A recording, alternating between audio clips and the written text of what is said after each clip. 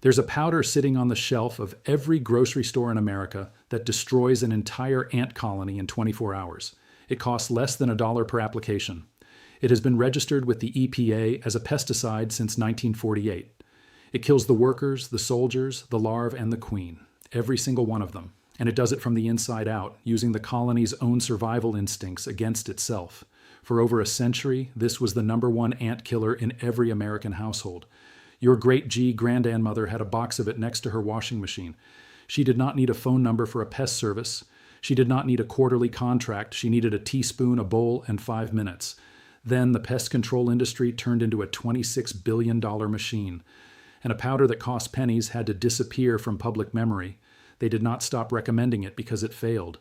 They stopped talking about it because it worked too well.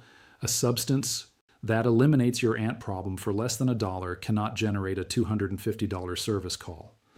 And what cannot generate a service call cannot sustain a recurring revenue empire. This is the story of the cheapest, most effective ant killer ever discovered, and the billion-dollar industry that prayed you would never find this video. If these stories matter to you, the subscribe button and the bell are the best way to make sure this knowledge stays alive. Here we dig up what the outdoor and home industry buried. Now let me take you back to 1881, Death Valley, California, the hottest place on the surface of the earth.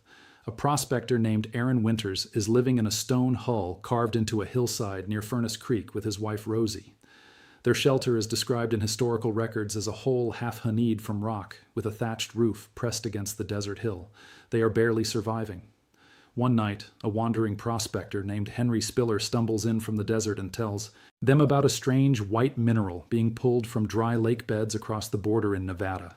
Spiller describes crystals that look like cotton balls scattered across the salt flats. Winters freezes because he has seen those exact crystals before, littered across the marshes near his own camp. That same night, Aaron scrapes some of the white powder into a tin pan, holds a flame underneath, and watches the substance burn bright green. The green flame test, an ancient and unmistakable indicator of one specific mineral, borax, a mineral that had been transported along the Silk Road since ancient times, prized in Tibet and Central Asia for centuries before a single American prospector knew its name. Within months, a San Francisco businessman named William Tell Coleman buys the mineral rights for the entire deposit. He builds the Harmony Borax Works, the first successful commercial borax refinery in the Death Valley region. But there is a problem that almost kills the entire operation before it begins. The nearest railroad station sits 165 miles away across some of the most brutal and waterless terrain on the North American continent. Summer temperatures in the valley regularly exceed 130 degrees F. There are no roads, no reliable water sources between stops, and no existing freight system capable of handling the load. Coleman commissions massive custom yield wagons, each engineered to carry 10 tons of refined borax pulled by a team of 18 mules and 2 horses. The legendary 20-mule team, fully loaded with 2 wagons and a 200-gallon water tank, the entire rig weighs over 36 tons. It crawls 17 minutes per day through scorching desert heat. The round trip from the borax works to the Mojave Railroad Station takes 20 days. A new team left the works every 4 days, like clockwork, and across 6 continuous years of hauling from 1883 to 1889, not a single animal was lost, and not a single wagon broke down. 20 million pounds of borax were dragged out of that furnace by mules and men. By the late 1800s, borax had become a staple in every American household. Families used it in laundry soap, toothpaste, mouthwash, ceramic glaze, skincare products, and general cleaning solutions. The 20 Mule Team brand became one of the most recognized trademarks in the country. It was showcased at the 1904 St. Louis World's Fair and even appeared at the Golden Gate Bridge dedication in 1937. Snorts. But there was one use of borax that the industry would eventually prefer you forget entirely. Pest control. Grandmothers across the country were mixing a spoonful of borax with a spoonful of sugar, setting it near ant trails, and watching entire colonies vanish within days. No protective equipment, no chemical hazard labels, no $300 invoice from a man in a white truck. Just a powder that cost a few cents and a recipe passed down through generations like a family heirloom. It worked so well that by 1948, the Environmental Protection Agency officially registered boric acid products as pesticides in the United States. And then something remarkable happened. In 1971, a formal scientific study was published describing the use of borax in bait form to control ants in domestic homes. By 1987, boric acid had been specifically proven effective against Pharaoh's ants in controlled laboratory conditions. By 1993, there were 189 federally registered pesticides containing borax on the EPA registry, 189 different products, all built around the same dirt-cheap mineral your great-grandmother kept under the kitchen sink. Today, the number of boric acid-based products registered in the United States has climbed past 500. But here's the part nobody talks about on television or in the pest control pamphlets or in those friendly brochures the exterminator leaves on your kitchen counter. Stay with me because what comes next is where the story gets heavy. This video is just the surface of what the industry has been hiding from you. I have collected everything the pest control and outdoor industry does not want you to know, all inside the complete Forbidden Home Science Vault. Natural pest elimination methods that cost pennies and outperform commercial chemical poisons and independent testing. Fire bee building techniques that military survival units used in the field and that are now classified as too dangerous for standard civilian instruction manuals. Emergency shelter designs that cost $0 in materials and outperform $200 retail tents in every controlled field test ever conducted. DIY water filtration systems built from forest materials that engineers tested in laboratory conditions and refused to believe actually worked. Food preservation methods that keep meat and vegetables edible for months without refrigeration, electricity, or any chemical preservatives. The complete 72-hour blackout checklist that walks you step by step through every scenario a total grid failure can throw at your household, and much more. Over 10 guides in one place. No filler, no fluff, straight to the point. The link is in the description, first line. But stay right here because the video is just getting started. Now let me show you the science that the exterminator standing in your kitchen hopes you never learn. Here's exactly how borax kills an ant colony from the inside out. When a foraging worker ant finds the borax and sugar mixture, it does not die on contact. That is the absolute genius of this substance, and it is why surface sprays can never compete. Borax interferes with the ant's digestive system at the cellular level, slowly disrupting its metabolism and dehydrating the insect from the inside. But the process is gradual, taking 24 to 48 hours, which means the poison worker has plenty of time to do exactly what its biology demands, carry food back to the nest. The worker ant returns to the colony, regurgitates the contaminated sweet mixture, and feeds it directly to other workers, to the developing larvae, and ultimately to the queen herself. Scientists call this process trophylaxis, the mouth-to-mouth food-sharing behavior that holds every ant colony on the planet together. It is the same behavior that allows a single colony of 50,000 ants to function as one superorganism, sharing nutrients and chemical signals through an unbroken chain of regurgitation. This is the mechanism that makes ant colonies almost impossible to destroy with surface sprays because sprays only kill the workers. You can see the queen, the larvae, and the deep nest remain untouched. But borax does not attack the surface. It infiltrates the supply chain and it turns the colony's greatest evolutionary strength into its fatal vulnerability. As the foraging ants travel between the bait and the colony, they lay down pheromone trails that actively recruit even more workers to the food source. More ants come, more poison floods into the nest, and the cascade becomes completely unstoppable. The queen ingests the contaminated food, her egg production collapses, and the entire colony disintegrates from the center outward. One application, $1, colony death. If you have made it this far, you already know more about ant control than 99% of homeowners in this country. Subscribe and share this with someone who is still paying $250 every spring for a man to spray the same active ingredient you can buy for $4 at the grocery store. Everything the pest industry buried is inside the complete vault. The link is in the description. Now stay with me because the next vault is the heaviest one yet. And if you are wondering whether borax actually works against the specific species crawling across your kitchen counter, let me put this to rest right now. Borax is lethal to carpenter ants, odorous house ants, pavement ants, sugar ants, fire ants, and Argentine ants. Every single species that sends workers out foraging for food is vulnerable because every ant species on Earth shares food through the exact same biological mechanism. The National Pest Management Association conducted a nationwide survey of pest professionals and confirmed that 100% of respondents had treated ant infestations that year. Carpenter ants top the list at 66%, followed by odorous house ants at 62% and pavement ants at 59%. And more than half of those professionals admitted that infestations are growing across the country year over year. Here are numbers that should make every homeowner in America angry. About 50% of all American households deal with an ant problem every single year, making ants the #1 pest in the entire United States. Not cockroaches, not mice, not termites, ants. Scientists estimate there are 20 quadrillion ants living on this planet right now. That is a 20 followed by 15 zeros.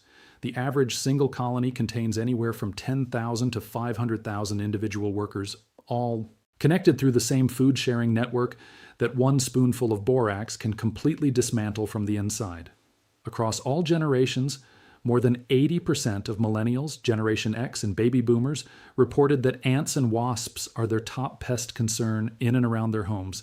80% of every generation of homeowners, all fighting the same insect, all being funneled toward the same expensive quarterly service contracts. Now here's where the story turns from science to something much darker. So why is every homeowner not simply using borax? Why does a $26 billion pest control industry exist to solve a problem that a $4 box of powder already solved more than a century ago? Because you cannot build a subscription business around a product the customer only needs to buy once. The entire pest control business model is engineered around one single concept: recurring revenue. Industry analysts have confirmed that the average pest control company generates between 70 and 85% of its total annual revenue from monthly or quarterly service agreements, not one-time permanent solutions. Ongoing contracts that bill your credit card every single quarter for the rest of your home ownership. Think very carefully about what that means for the advice they give you when they walk through your front door. The company that shows up does not profit by solving your ant problem permanently. It profits by managing your ant problem indefinitely. Just well enough that you keep renewing, but never well enough that you stop calling. A one-time borax application that wipes out the colony in 24 hours is the single worst possible outcome for their bottom line. The average American homeowner pays between $150 and $300 for a single professional anti-treatment visit. Severe carpenter ant infestations can run as high as $1,400 for a single intervention.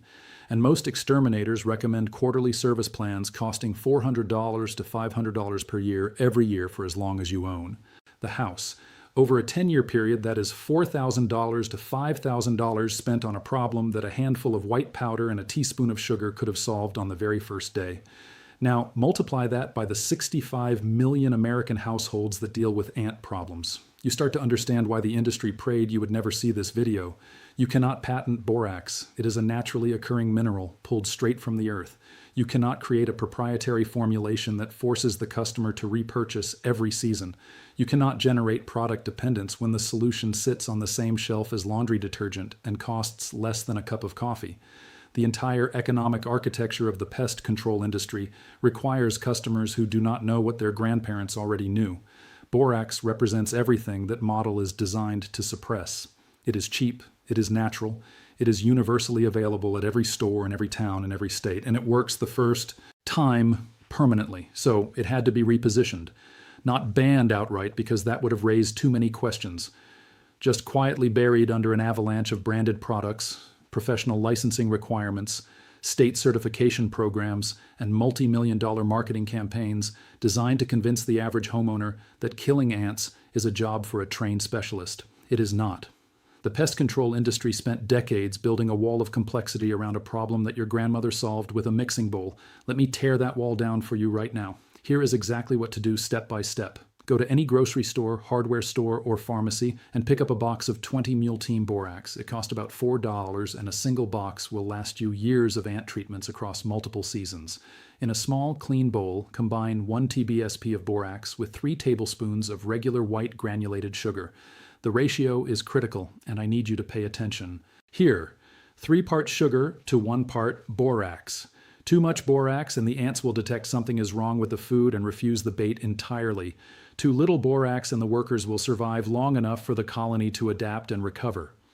3:1 is the proven sweet spot that researchers, university entomologists, and even commercial pest product manufacturers have relied on for decades.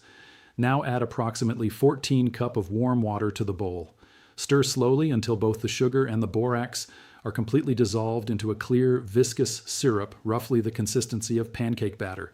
Take clean cotton balls and soak them thoroughly in the mixture. Place these saturated cotton balls directly along the ant trails you have spotted in your kitchen, bathroom, along baseboards, under cabinets, or near any visible entry point.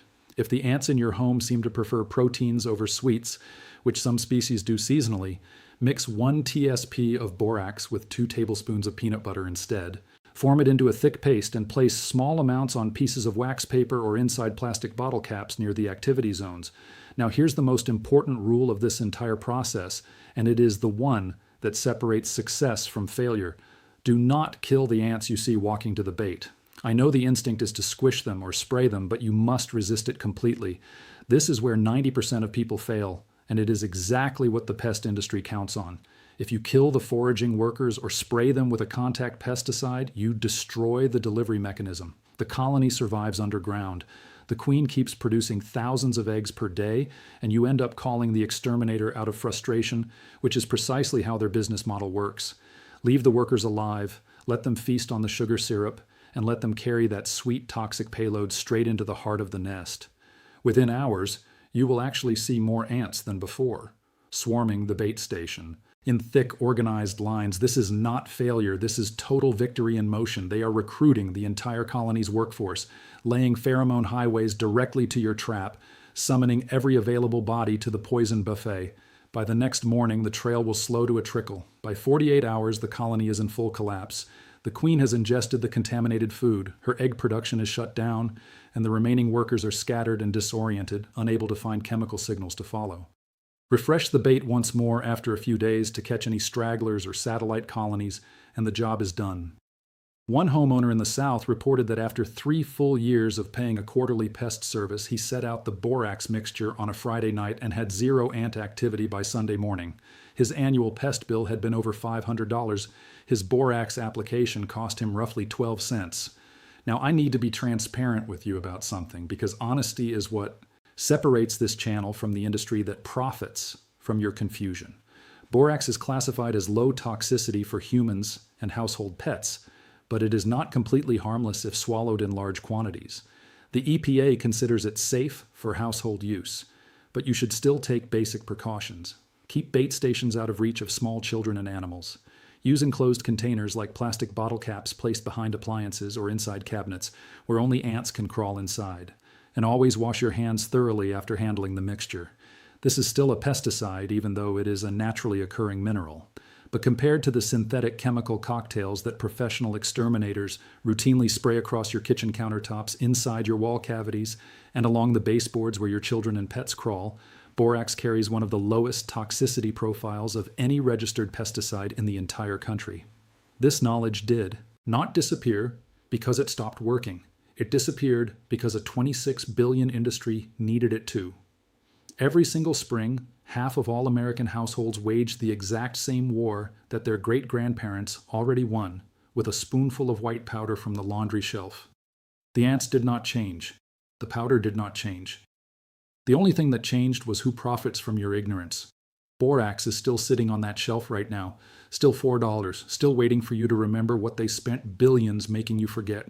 If this video made a difference, subscribe and share it with every homeowner you know who is still writing quarterly checks to an exterminator for a problem their grandmother solved for free. Every share preserves what the industry tried to erase from public memory. Every subscription keeps this vault open for the next person who needs it. The next vault opens soon, and what the industry hid inside that one is even heavier.